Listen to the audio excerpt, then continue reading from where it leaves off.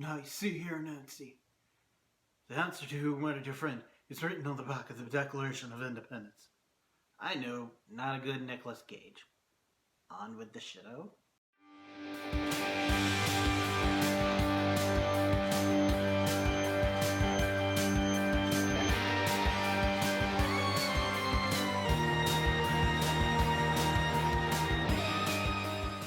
Greetings, geeks, geekeros. It is me. I am back for Nancy Drew.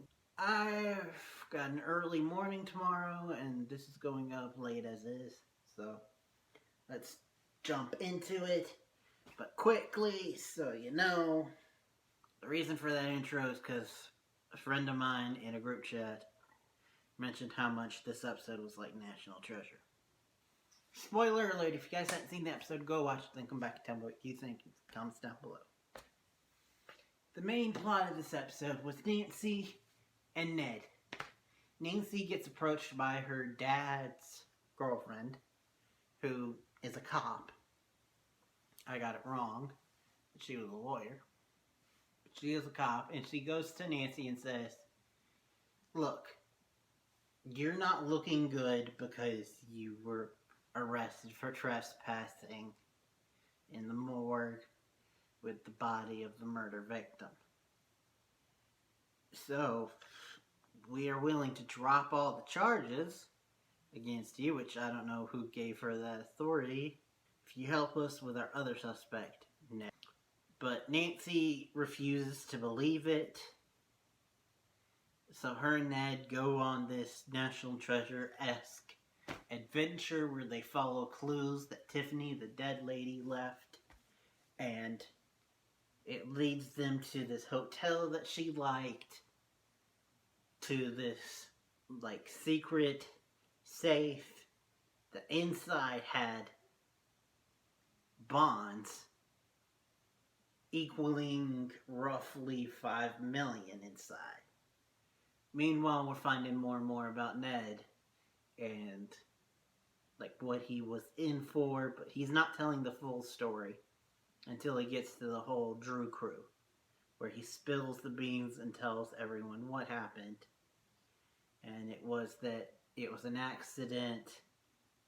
He got into a fight with a dude who already didn't like him.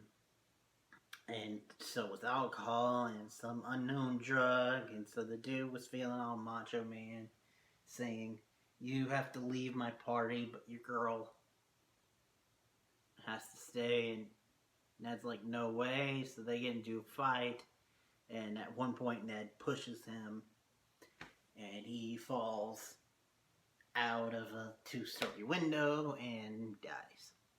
So that's how Ned got charged with manslaughter. Apparently Tiffany, after hearing this, legit cried, which we saw in flashbacks, and apologized to Ned for testifying against him.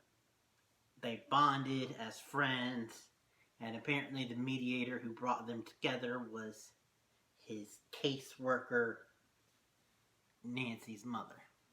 Oh, and also we find out that the thing that was hidden in Nancy's mom's car was not a brick of cocaine like I thought.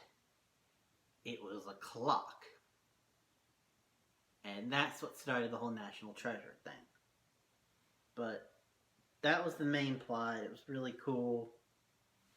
I really liked to see Nancy Drew actually investigating. There was a subplot with George. This peculiar girl named Rita came in for a job interview, and of course George is like having all these freak accidents happen around her, and everyone thinks that it's because of the curse of the blood, and Rita even warns her about it at one point and gets really weird, and George is like, "Who are you?" She gets distracted by Nancy and Ned, and when she looks back, she's gone. Come to find out, Rita then finds her in the restaurant, like her image, and right next to it is the headline, "Woman Decapitated." So you're like, what? Okay. This whole show is like if you took a Halloween episode of Pretty Little Liars and extended it to a whole show. Oh yeah, at the end, Nancy is forced to choose to give Ned up or not, and she tells the truth to the cop girlfriend and says, he's innocent.